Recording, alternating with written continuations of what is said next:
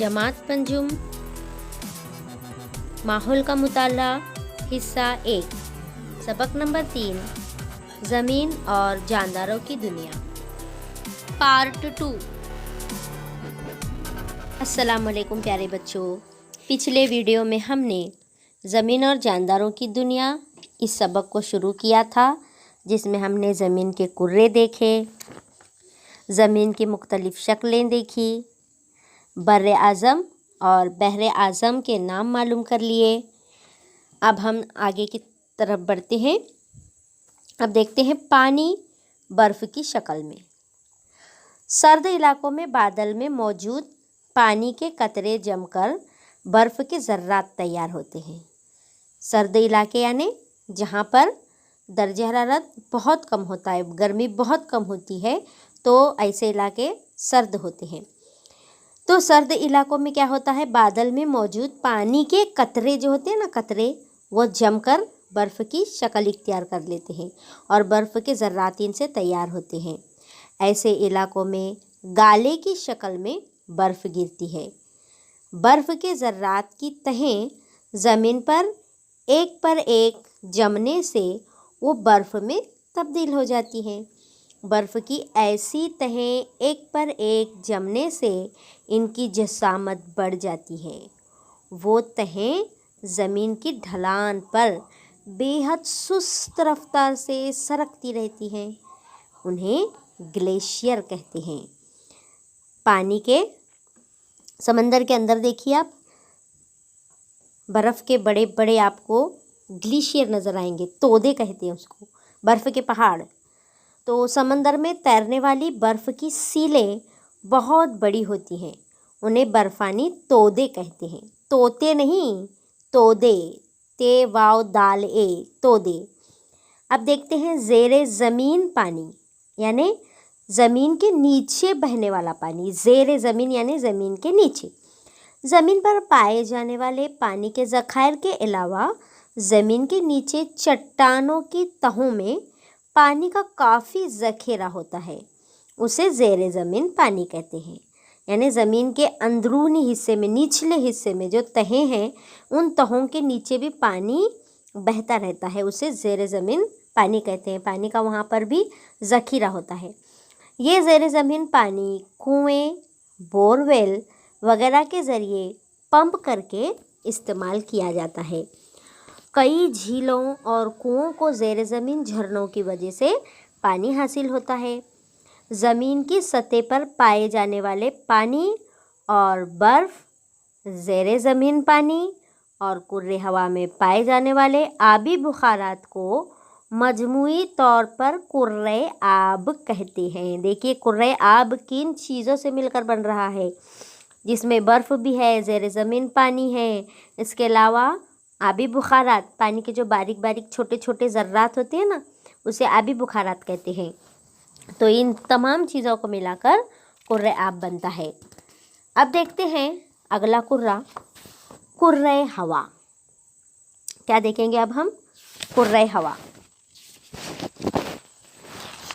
पहले हमने कुर्रे हजर देखा था, जिसमें हमने ज़मीन की मुख्तलिफ़ शक्लें देखी। उसके बाद हमने पानी की मुख्तलिफ़ शक्लें देखी, कुर्रे आब हो गया। अब देखते हैं कुर्रे हवा। ज़मीन के अतराफ़ पाए जाने वाले हवा के गिलाफ को कुर्रे हवा कहते हैं। पहले वीडियो में स्टार्ट में ही मैंने आपको ये बताया था कि कुर्रे हवा किसे कहते हैं, यानी हमारे ज़मीन के अतराफ़ जो हवा का गिलाफ है, उसी को हम कुर्रे हवा कहते हैं। देखिए, हम ज़मीन को छोड़कर जैसे जैसे सतह ज़मीन से बुलंदी पर जाते जाएंगे, क्या होगा पता है आपको? एक जादू होगा। क्या जादू होगा? कि हवा हल्की हल्की होती जाएगी, बतदरीज हल्की होती जाएगी। हवा के बुनियादी अज्जा नाइट्रोजन, ऑक्सीजन, आबी बुखारात, कार्बन डाइऑक्साइड हैं। आप जानते हैं कि इनके अलावा और दूसरी गैसें भी हैं जो बेहद कम मिकदार में हवा में पाई जाती हैं। अब देखेंगे हम लोग, कुर्रे हवा में भी मुख्तलिफ़ तहें पाई जाती हैं। क्या पाई जाती हैं? तहें। उसके भी अलग अलग जो है तहें मिलेंगी आपको। वो कैसे, तो अब देखते हैं हम लोग। ज़मीन की सतह पर कुर्रे हवा की मुख्तलिफ तहें यानी कुर्रे हैं। कुर्रे हवा के भी मुख्तलिफ कुर्रे हैं। वो क्या हैं? जैसे कुर्रे मुतगय्यरा, सबसे पहले क्या आएगा? कुर्रे मुतगय्यरा। फिर 2 नंबर पर है कुर्रे कायमा, फिर आता है कुर्रे वस्ता, कुर्रे आयुनी और कुर्रे बैरूनी। इस तरह से ये हवा के कुर्रे हैं। ज़मीन की सतह से तकरीबन 13 किलोमीटर बुलंदी तक की तह को हवा का कुर्रे मुतगय्यरा यानी तगय्युर पजीर तह कहते हैं। यानी यहाँ पर हमेशा तब्दीलियाँ होती रहती हैं। तगय्युर का मतलब तब्दीली, इसलिए इसका नाम ही पड़ गया है कुर्रे मुतगय्यरा। ये कितने किलोमीटर के फासले पर है? ज़मीन की सतह से लेकर ऊपर आप 13 किलोमीटर तक जाएंगे तो उतना हिस्सा 13 किलोमीटर तक आपको कौन सा हिस्सा मिलेगा? कुर्रे मुतगय्यरा मिलेगा। ज़मीन पर रहने वाले जानदारों पर इन तब्दीलियों के मखसूस असरात होते रहते हैं, क्योंकि हम कुर्रे मुतगय्यरा से करीब हैं, इसलिए वहाँ जो भी तब्दीलियाँ होंगी उसका असर हम जानदारों पर पड़ेगा। सूरज के ज़रिए ज़मीन को क्या मिलती है? हरारत मिलती है। तो हरारत मिलने की वजह से ज़मीन की बैरूनी सतह गर्म हो जाती है, इसलिए सतह ज़मीन के करीब की हवा सबसे ज़्यादा गर्म होती है। देखिए, ज़मीन को लगकर, ज़मीन की सतह से लगकर जो हवा बहती है वो गर्म क्यों है? क्योंकि सूरज की रोशनी ज़मीन पर पड़ रही है तो ज़मीन गर्म हो रही है। तो ज़मीन से करीब जो हवा होगी वो कैसी होगी? फिर गर्म ही होगी। कुर्रे मुतगय्यरा में बुलंदी पर जाते जाएं तो हवा सर्द सर्द होती जाती है। हवाई कुर्रा के लगभग तमाम आबी बुखारात कुर्रे मुतगय्यरा ही में होते हैं, इसलिए बादल, बारिश, गर्द हवाएं, आंधियाँ जैसी आबो हवा से ताल्लुक़ रखने वाले वाक़यात सब कुछ ये चीज़ें कुर्रे मुतगय्यरा में होती हैं। ऊंचे पहाड़ पर आप जाएं तो अतराफ़ की हवा सतह ज़मीन की हवा से हल्की होती है। हमल व नकल के लिए इस्तेमाल होने वाले तमाम तैयारे कुर्रे मुतगय्यरा के बुलंद हिस्से में उड़ते हैं। जैसे आपने एरोप्लेन देखा होगा, पैराशूट देखा है ना आपने, एरोप्लेन देखा होगा। तो ये सब चीज़ें कहाँ पर उड़ती हैं? कुर्रे मुतगय्यरा में ही उड़ती हैं। इस बुलंदी पर हवा मज़ीद हल्की होती है। तैयारा ऊंचाई पर जाने पर मुसाफिरों को तनफ़्फ़ुस के लिए मुनासिब मकदार में हवा मिले, इसके लिए ख़ास इंतज़ाम भी करना पड़ता है। सतह ज़मीन से कुर्रे मुतगय्यरा के बाहर तकरीबन 50 किलोमीटर तक की तह को कुर्रे कायमा कहते हैं। चलिए अब हम आगे बढ़ते हैं। पहला हिस्सा हमने देखा था ज़मीन को लगकर 13 किलोमीटर, उतना हिस्सा कुर्रे मुतगय्यरा है। अब आगे देखेंगे, सतह ज़मीन से कुर्रे मुतगय्यरा के बाहर 50 किलोमीटर का फासला तय करने के बाद हमको मुलाकात होगी किससे?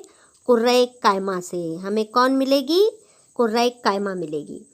तो कुर्रे कायमा के निचले हिस्से में आप आएंगे तो आपको एक बहुत ही इम्पॉर्टेंट गैस मिलेगी, बहुत ही अहमियत की हामिल है वो गैस, जिसका नाम है ओजोन गैस। क्या है बच्चों?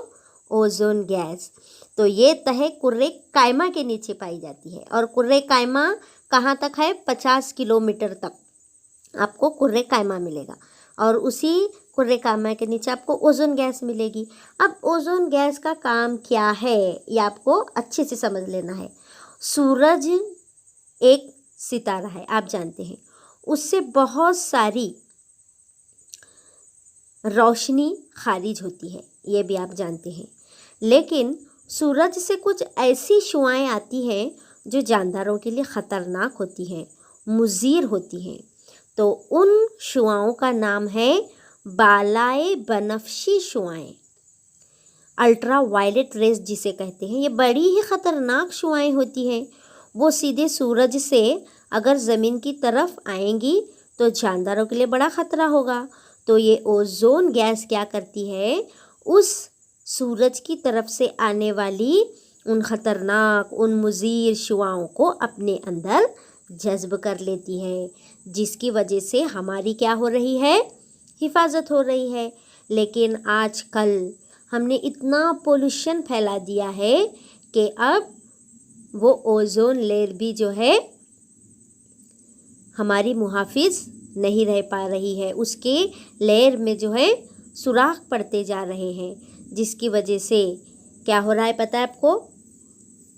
हमारे ज़मीन का दर्जे हरारत बढ़ रहा है, गर्मी बढ़ती जा रही है। हमें इस बात की कोशिश करनी है कि हमारी ज़मीन आलूदगी से, हर किस्म की आलूदगी से पाक रहे।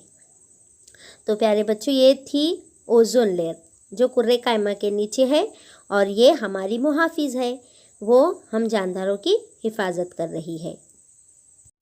कुर्रे कायमा के ऊपर कुर्रे वस्ता है, कुर्रे वस्ता पर कुर्रे आयुनी है और सबसे ऊपर कुर्रे बैरूनी है। इस तरह से आपको ये ज़मीन के हवाई कुर्रे याद रखने हैं। इसके आगे का पार्ट हम नेक्स्ट वीडियो में पढ़ेंगे। आपका होमवर्क है, आपको ज़मीन के हवाई कुर्रे, इनके नाम लिखने हैं कि ज़मीन के हवाई कुर्रे में कौन कौन से कुर्रे आते हैं, कौन कौन सी तहें आती हैं। ये नाम आपको लिखकर याद कर लेने हैं। चलिए फिर से आपसे मुलाकात होगी नेक्स्ट वीडियो में। तब तक के लिए आपसे लेते हैं इजाज़त। अल्लाह हाफिज़। Nuzhat Tanveer Ahmed Bagalkote, assistant teacher, Maharashtra Urdu high school Kadwai, ज़िला रत्नागिरी।